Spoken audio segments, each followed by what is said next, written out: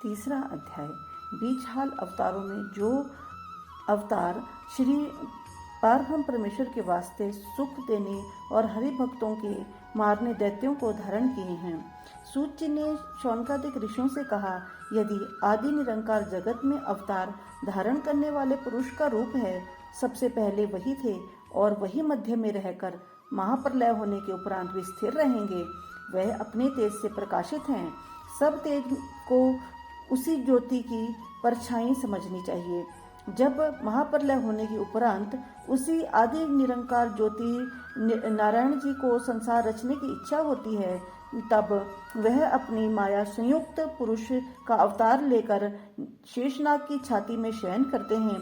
वही उन्हीं का विराट रूप कहा जाता है, जिनके 1000 सिर, 1000 नाक, 1000 कान और 1000 भुजाएं हैं और 1000 चरण भी होते हैं। उनकी नाभि में कमल का फूल खिलता है और फूल से ब्रह्मा जी की उत्पत्ति होती है। पहला अवतार सनक सनंदन सनत कुमार का धारण करके जो सदा 5 वर्ष की अवस्था ब्रह्मचारी रहे। दूसरा अवतार वराह जी का, जो पाताल से पृथ्वी लाए। तीसरा अवतार पुरुष का, यज्ञ पुरुष का, जो कि चतुर्भुजी रूप धारण करके सब राजाओं को यज्ञ करने की राह बतलाकर कृतार्थ किया। चौथा हियग्रीव अवतार, शरीर आदमी का और सिर घोड़े का करके वेद पढ़ाया।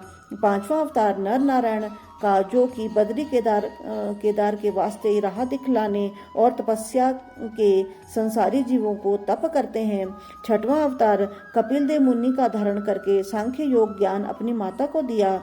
सातवां अवतार दत्तात्रेय का अत्रि मुनि से हुआ, जिसने राजा अलर्क और भक्त प्रहलाद को वेदांत पढ़ाया। आठवां अवतार ऋषभ देव का, जिन्होंने चित्रवेदी नाम इंद्र की कन्या से प्रकट होकर जड़ चर्चा दिखलाया और उनके बेटे जयन देव ने श्राव वागियों का धर्म संसार में फैलाया। नवा अवतार पृथु का, वेणु के शरीर मंथन से उत्पन्न हुआ और गौ रूपी पृथ्वी दूह कर औषधि अन्न आदि जो कि उनके भीतर छिपा था बाहर निकाला।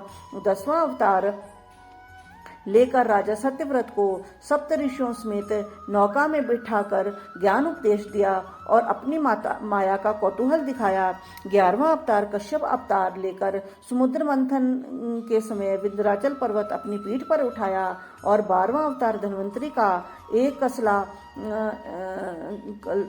कलसा अमृत का हाथ में लिए समुद्र से बाहर निकले और 13वां अवतार मोहिनी मूर्ति का धरकर दैत्यों को सुंदरता पर मोहित किया।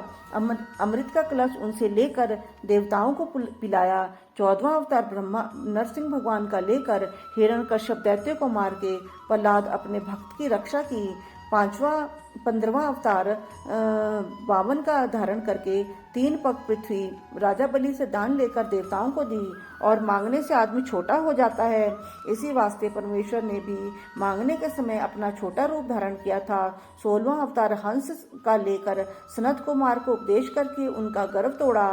17वां अवतार नारद जी का लेकर पंच रात्र वेद बनाया, जिसने सब वैष्णव धर्म लिखा। 18वां अवतार हरिनाम लेकर गजेंद्र को ग्रह के मुंह से छुड़वाया। 19वां अवतार परशुराम का लेकर 21 बार सब क्षत्रियों को मारा और पृथ्वी उनसे छीनकर ब्राह्मणों को दान दी। 20वां अवतार रामचंद्र का धारण करके समुद्र का अभिमान तोड़ा और रावण को मार दिया। 21वां अवतार वेद व्यास का लेकर वेदों की रचना की। 18 पुराण और महाभारत बनाया।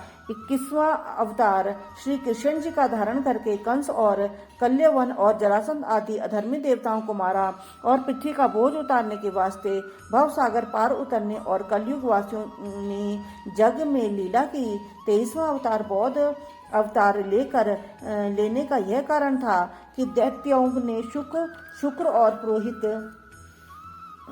से पूछा, देवता इंद्रसेन का राज्य करते हैं, कोई ऐसा उपाय बताओ जिससे सारा राज्य सर्वदा बना रहे। शुकदेव ने कहा, यज्ञ करने से देवताओं का राज्य रहता है, सो तुम लोग यज्ञ करो। जब दैत्यों ने शुक्राचार्य के उपदेश मिलने के वास्ते राज्य देवलोक के यज्ञ करना आरंभ किया, तब देवता घबराकर नारायण के पास गए और बहुत स्तुति करने के उपरांत हाथ जोड़कर बोले, हे बैकुंठनाथ, दैत्य लोग इसी तरह हमसे बलवान रहेंगे। जब यज्ञ करने से उनको और अधिक बल होगा, तब जब लोग उनको किसी तरह नहीं जीत सकेंगे। इसलिए हम जिसमें हमारा भला हो वह उपाय बताइए। यह वचन सुनते ही आदि पुरुष भगवान ने बौद्ध रूप धारण करके सब से बड़ा रूप बनाया और लिया। मैला कपड़ा पहनकर चौड़ी रस्सी को हाथ में लेकर दैत्य लोग यज्ञ करते थे वहां पर गए। दैत्यों ने उनको देखते ही उनका सम्मान करके पूछा, तुम्हारे हाथ में कौन सी चीज है? बौद्ध जी ने कहा, जिस जगह मनुष्य बैठता है वहाँ छोटे जीव उनके नीचे दबकर मर जाते हैं, सो इस चौरी से एक झाड़ कर बैठना चाहिए। फिर दैत्यों ने पूछा, तुम्हारे पास यह कपड़ा मैला किस कारण है? बौद्ध जी ने कहा, कपड़ा धोने से भी बहुत जीव मर जाते हैं। जब इस तरह की बातें सुनने से दैत्यों को मोह प्राप्त होकर मन उनका यज्ञ से फिर गया। तब उन्होंने आपस में कहा, यज्ञ से तो जीव हिंसा होगी, तो यज्ञ करना हमारा निष्फल होकर उनसे और अधिक पाप होगा। यह बात समझकर दैत्यों ने परमेश्वर की इच्छा से यज्ञ करना बंद कर दिया। उनके धर्म का बल जाता रहा और देवता लोग प्रबल हुए।